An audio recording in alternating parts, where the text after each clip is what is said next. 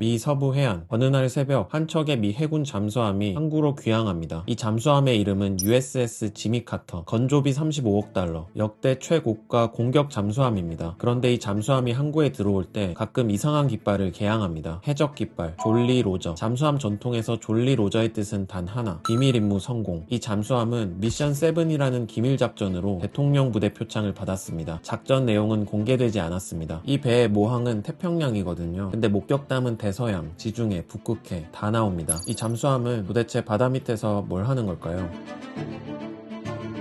여러분이 지금 보고 계신 이 영상, 카카오톡 메시지, 이 데이터가 어떻게 지구 반대편에서 여러분의 스마트폰까지 날아올까요? 전 세계 인터넷 트래픽의 99%가 바다 및 광 케이블을 통해 이동합니다. 일론 머스크의 스타링크요, 전체 위성 통신 용량 다 합쳐도 해저 케이블의 175분의 1입니다. 이 케이블들의 총 길이를 합치면 약 150만 킬로미터, 지구에서 달까지 거리의 4배, 그리고 이 위로 하루에 22조 달러가 오갑니다. 한화로 약 3경원, 유튜브, 넷플릭스, 월스트리트 주식 거래, 외환시장, 그리고 비트코인과 이더리움 트랜잭션까지 탈중앙화를 외치는 암호화폐조차 결국은 이 케이블 몇 개 위에서 굴러갑니다. 전 미 연방준비제도 수석보좌관 스티븐 말프루스는 말합니다. 통신망이 먹통이 되면 금융 시스템은 서서히 멈추는 게 아닙니다. 단번에 정지합니다. 우리가 사는 세상은 말 그대로 해저 케이블 위에 지어져 있습니다. 그런데 이 해저 케이블을 자세히 들여다보면 재밌고도 섬뜩한 사실이 나옵니다. 전 세계 해저 광 케이블의 98%를 만드는 회사는 딱 4곳입니다. 미국 서브콤, 프랑스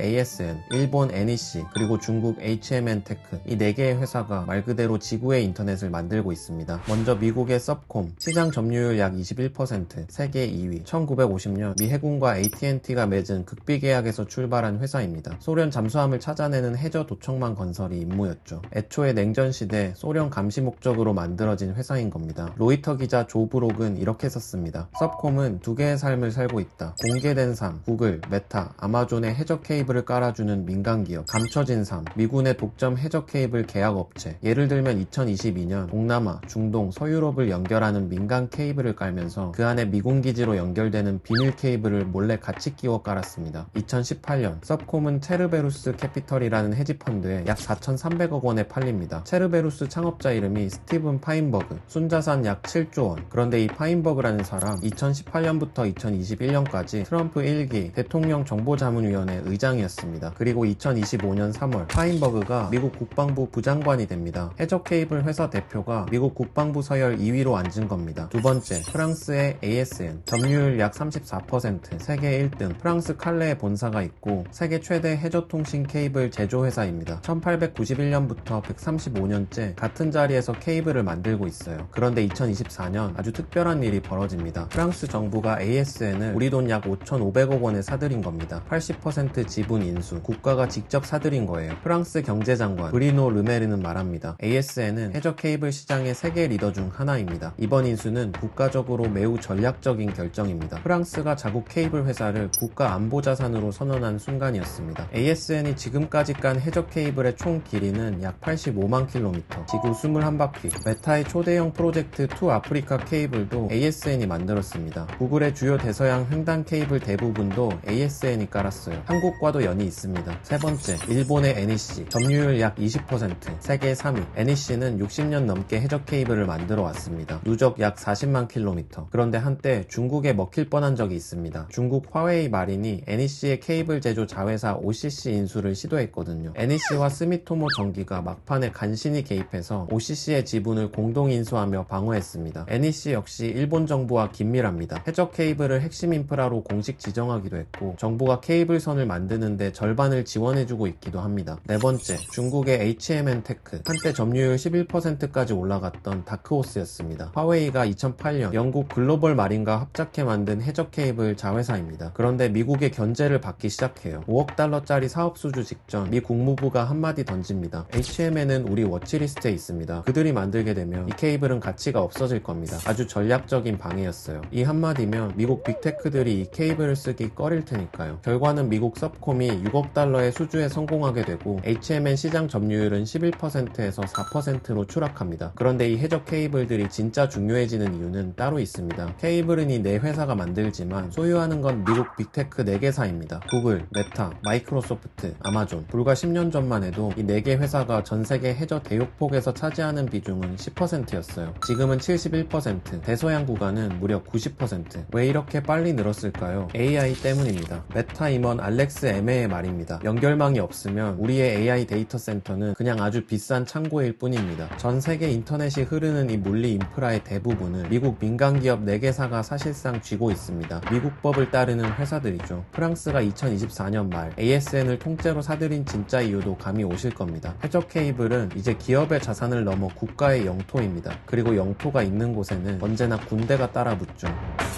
먼저 러시아에는 GUGI라는 조직이 있습니다. 러시아어로 심해연구총국 군부대 번호 40056. 이 조직은 해군 소속이 아니라 국방장관 직속 부대입니다. 영국 군사연구소의 카우샬 박사는 이 부대 잠수함 승무원 훈련을 이렇게 표현해요. 우주비행사 훈련과 비슷합니다. GUGI 산하에는 6000m 심해까지 잠수 가능한 얀타르 스파이함, 그리고 로샤리크 잠수함이 있죠. 이 잠수함들이 등장하는 곳마다 영국 등 강대국들은 긴장합니다. 2025년 4월에는 푸틴이 해군 전용 예산 프로그램을 발표합니다. 10년간 약 8.4조 루블, 한화로 약 140조 원, 그리고 새 잠수함, 하바롭스크함까지 전력에 추가됩니다. 전 러시아 대통령이자 현 안보회의 부의장 드미트리는 말합니다. 이제 우리에게는 적국이 해적 케이블 통신망을 파괴하는 것을 막을 장애물이 없습니다. 러시아는 방법, 의지, 명분, 그리고 140조 원 예산까지 갖췄습니다. 다음은 중국. 러시아가 파괴에 집중했다면 중국은 지배에 집중합니다. 미 국방부 2024년 보고서 기준 중국 해군 함정수 370척 이상, 이미 세계 최대. 미국은 296척, 2030년엔 중국이 435척까지 늘린다는 예측입니다. 가능할까요? 가능해 보입니다. 중국의 조선 능력이 미국의 232배거든요. 그리고 심해 기술. 2020년 중국 유인 잠수정 폰더우저가 마리아나 해구 1만 909m에 도달, 세계 신기록을 세웁니다. 그리고 2025년 수심 4000m에서 장갑 케이블을 자를 수 있는 심해 절단 장치를 공개합니다. 러시아가 원자력 어뢰를 만들 때 중국은 케이블을 만들고 깔고 자를 수 있는 기술에 세계 최대 규모의 함대까지 손에 쥐고 있습니다. 그리고 미국은 여전히 명실상부 세계 1위 해군, 항모 11척, 원자력 잠수함 약 70척, 단독으로 7개 함대를 운용하는 유일한 국가. 2026년 회계년도 조선 예산 272억 달러, 한화 약 38조 원, 컬럼비아급 잠수함 1척, 버지니아급 잠수함 2척 등 17척 추가 건조 예정. 참고로 이 잠수함 하나 만드는 데 가격은 수조 원에 달합니다. 그런데 미국도 숨이 차고 있어요. 상원 군사위원장 로저 워커가 2025년 6월에 공개적으로 화를 냈습니다. 작년 370억 달러였던 조선 예산이 올해 208억 달러로 곤두박질 쳤다는 사실이 저는 심란합니다. 중국의 232배 조선 속도를 따라잡기엔 세계 1위 미국도 벅찬 상황인 겁니다. 미국이 올인하는 게 차세대 SSN 잠수함, 1만 톤급 핵잠수함으로 무장 70발 탑재 가능, 역대 가장 조용한 잠수함, 한 척 가격만 약 7조 6천억 원. 미 해군의 공식 설명은 딱 한 줄입니다. 강대국 경쟁에서 해저 우위를 확보하기 위해 설계되었다. 이 해저 케이블 그림자 전쟁은 세계 곳곳에서 벌어지고 있습니다.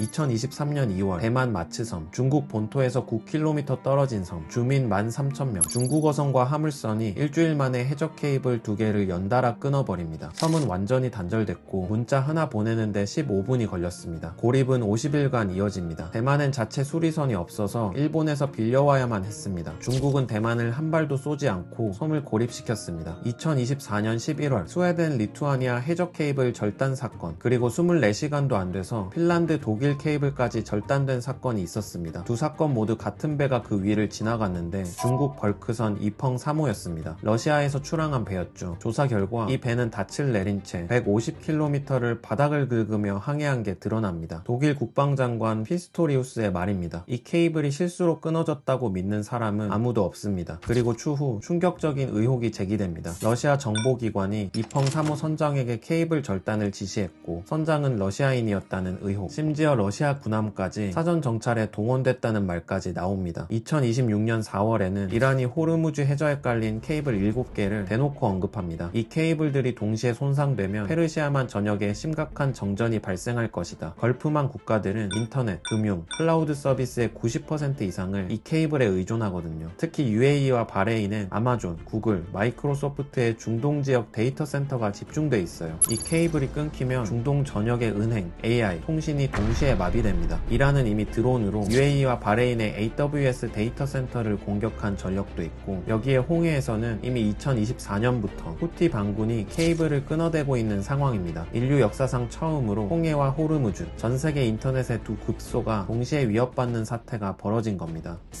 사이버 공간의 패권이 달린 21세기, 양자 컴퓨팅과 AI 초지능이 등장하는 시대. 하지만 이 사건들은 녹슨 유조선의 탓, 19세기 방식의 해군력이 여전히 중요하다는 걸 보여줍니다. 오프닝에 등장했던 USS 지미 카터함의 미션 7은 무엇이었을까요? 여전히 기밀입니다. 하지만 이제 그 임무 중 일부에 대해서는 적어도 추측을 할 수 있을 것 같습니다. 실제로 지미 카터함의 임무 중 하나가 바로 해저 케이블 보호와 감시라고 알려져 있거든요. 여러분이 지금 이 영상을 보고 있는 이 순간에도 하루 22조 달러, 스위프트 국제송금, 월스트리트 거래, 비트코인 트랜잭션, 여러분의 카카오톡과 인스타그램 DM까지 이 모든 것이 정원용 호수굵기의 광 케이블 약 500개 위로 흐르고 있습니다. 다음에 뉴스에서 해저 케이블이 끊겼다는 소식이 나온다면 긴장하셔야 합니다. 그건 바다 및 선 하나가 끊긴 게 아니라 세계 질서의 한 가닥이 끊긴 거니까요.